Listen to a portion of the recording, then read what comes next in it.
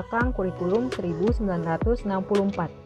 Pada tahun 1963, terjadi revolusi di segala bidang, termasuk bidang pendidikan.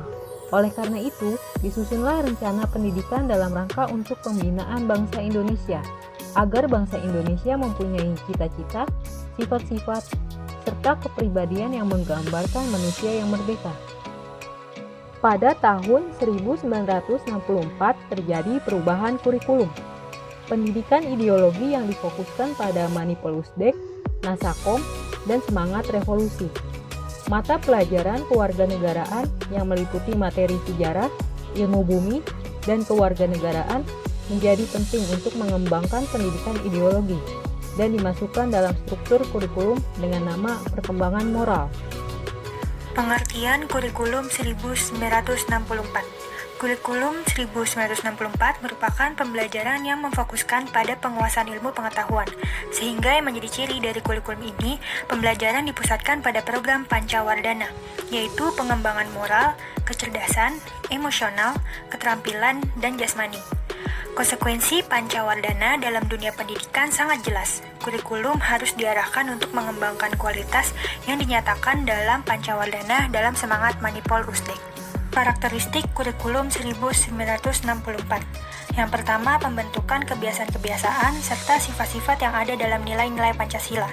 Yang kedua, mengembangkan keterampilan yang dimiliki anak untuk menciptakan masyarakat yang adil dan makmur. Yang ketiga, memberikan pengetahuan kepada anak baik akademis maupun non-akademis untuk bekal melanjutkan pendidikan selanjutnya. Tujuan kurikulum 1964. Tujuan dari kurikulum 1964 yaitu membentuk manusia Pancasila yang bertanggung jawab atas tercapainya tujuan-tujuan revolusi nasional agar dapat mendidik dan membentuk kebiasaan manusia sesuai dengan sifat-sifat sosialis Indonesia, agar manusia Indonesia memiliki kesiapan mental, budi pekerti yang luhur, memperluas pengalaman, pembentukan kebiasaan, dan kecekatan yang dibutuhkan dalam kehidupan sehari-hari. Kelebihan kurikulum 1964 sudah mengembangkan ranah kognitif, afektif, dan psikomotor. Ranah kognitif merupakan kemampuan pada segi keilmuan, ranah afektif merupakan kemampuan pada segi sikap, dan psikomotor merupakan kemampuan pada segi keterampilan, di mana ketiganya merupakan faktor penting dalam pembentukan kepribadian manusia telah menjadi prioritas dalam kurikulum ini.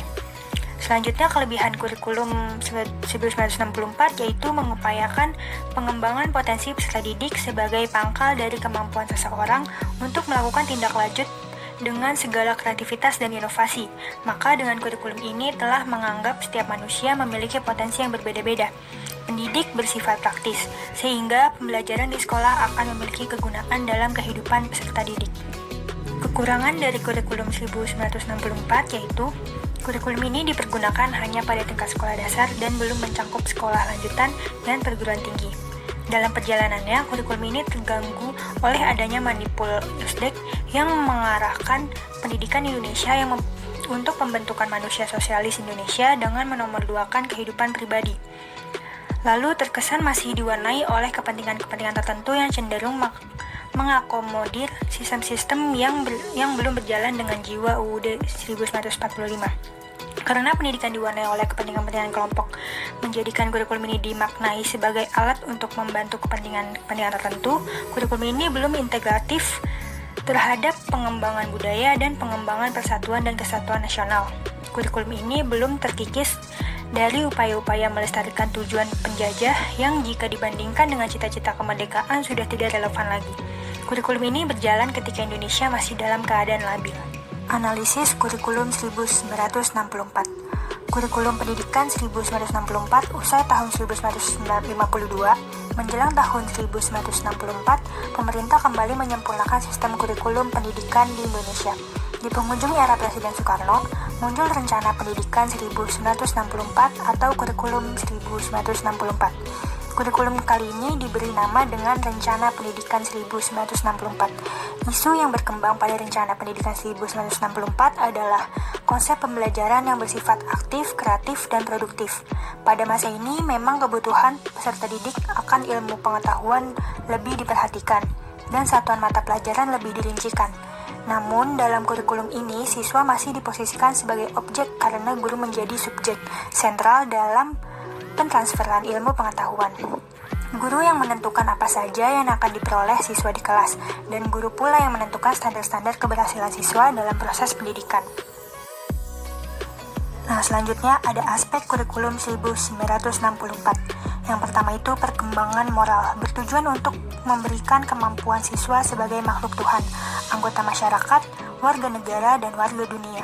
Perkembangan ini dilakukan dengan memberikan pemahaman kepada siswa yang sangat mendalam dan hal apa yang perlu dilakukan siswa dengan menggunakan bahasa yang mudah dipahami serta disesuaikan dengan kesanggupan siswa.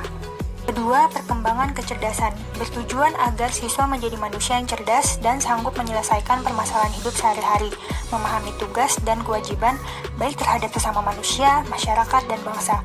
Aspek ini mengembangkan kesanggupan berpikir siswa dengan memberikan soal-soal yang disesuaikan dengan kesanggupan siswa dan agar siswa dapat belajar cara mengatasi masalah yang dihadapinya atau yang dihadapi orang lain juga dapat mengembangkan cara penyelesaiannya.